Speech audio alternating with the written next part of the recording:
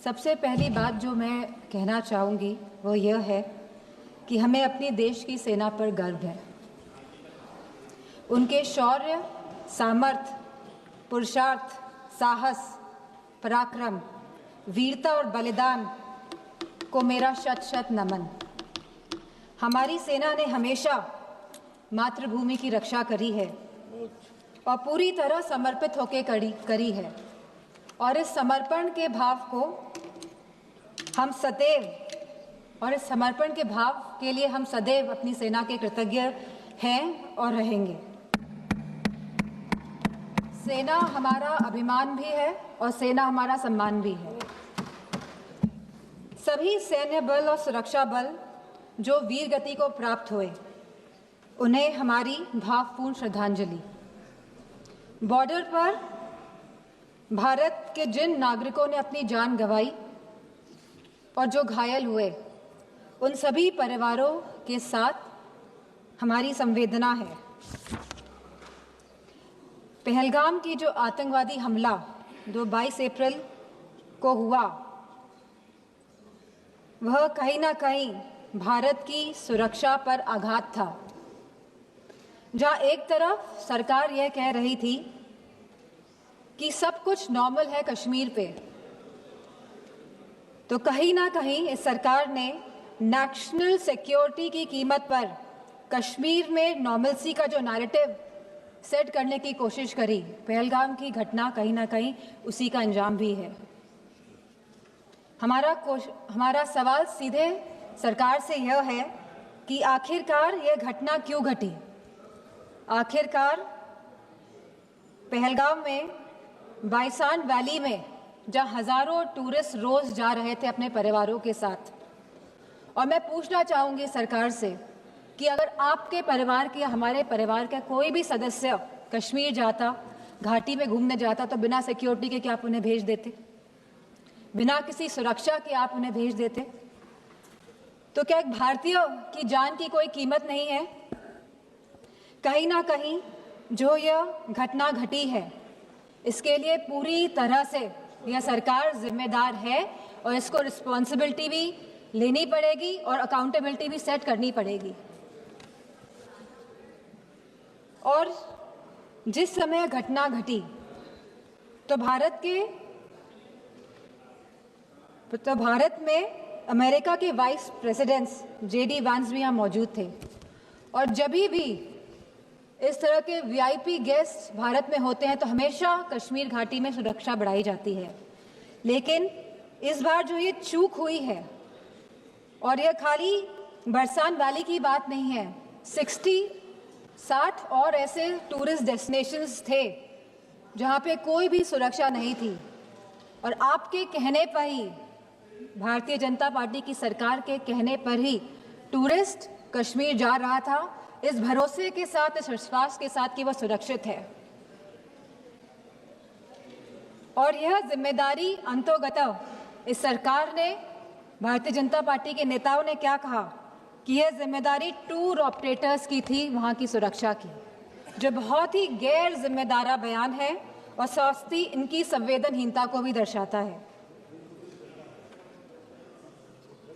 Operation सिंदूर में जहां भारतीय सेना ने सटीकता से पाकिस्तान और POK के अंदर 9 टेररिस्ट कैंप्स या आतंकी ढांचों को तबाह किया, को निशाना बनाया, और जब हमारा पल्ला भारी दिख रहा था तो ये सीज फायर का जो अनाउंसमेंट हुआ, बात ये नहीं है कि सीज फायर का अनाउंसमेंट हुआ, बात यह है कि सीज फायर का अनाउंसमेंट किसने किया।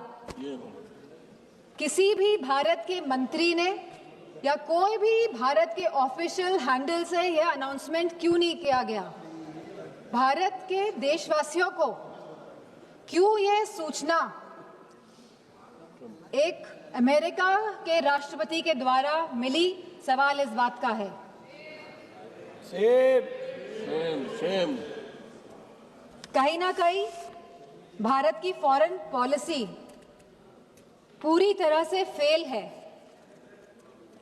और जो ये विश्व गुरु का जो माहौल बनाया जा रहा है देश में, और पूरे विदेशों में कहीं ना कहीं ये भी पूरी तरह फेल है, क्योंकि ऑपरेशन सिंदूर के तुरंत बाद और सीजफायर के तुरंत बाद IMF ने $1 बिलियन पाकिस्तान को देने का काम किया है।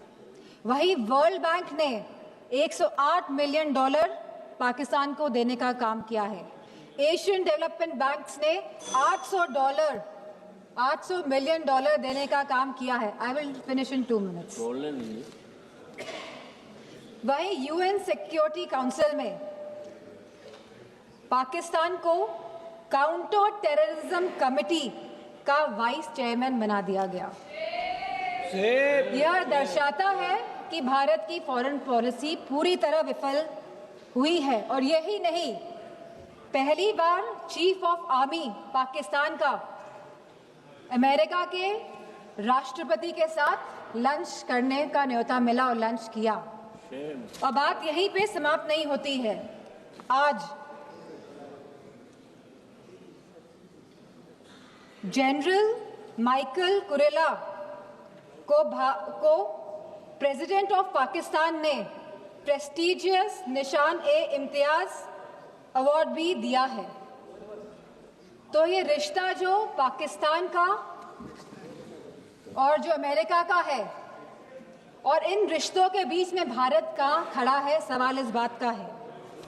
सवाल ये भी है कि अगर चीफ डिफेंस स्टाफ ने ये बात कही कि हमारे लड़ाकू विमान गिरे हैं, तो लड़ाकू विमान तो गिनती के हैं, आज नहीं तो कल तो पता ही चल जाएगा कि कितने लड़ाकू विमान गिरे। प्लीज मां। तो सरकार को क्या दिक्कत है बताने में? सर 2 मिनट्स कि please 1 minute, please conclude 1 only minute. 2 minutes last. 1 minute, 1 minute. कितने लड़ाकू विमान गिरे हैं, और ये लड़ाकू विमान जो गिरे हैं ये क्यों गिरे, ये भी सरकार को बताना पड़ेगा। सरकार पूरी तरह से, सरकार का इंटेलिजेंस फेलियर है। सरकार ये बात जानती ही नहीं थी कि जहां हम पाकिस्तान से लड़ रहे हैं, वहीं दूसरा देश, हमारा पड़ोसी देश चीन, चाइना, पूरी तरह से समर्थन कर रहा था पाकिस्तान का। क्या ये इंटेलिजेंस फेलियर था, या ये एक्शनेबल इंटेलिजेंस को इग्नोर किया गया? Please please please. तो मैं अपनी बात यहीं पे समाप्त करते हुए कहना चाहूंगी कि जो भारत का जो डिफेंस का बजट है, जो 1.9% ऑफ द GDP है, इसको बढ़ाया जाए, इसको 3% किया जाए, और वहीं अग्निवीर जैसी योजना को समाप्त किया जाए। और जो लेटेस्ट टेक्नोलॉजी से जो आप लड़ाई हो रही है, जो वॉरफेयर चल रहा है, तो भारतीय जनता पार्टी की सरकार है, तो वो जागरूक बने इसके प्रति। Thank you. धन्यवाद। Thank you.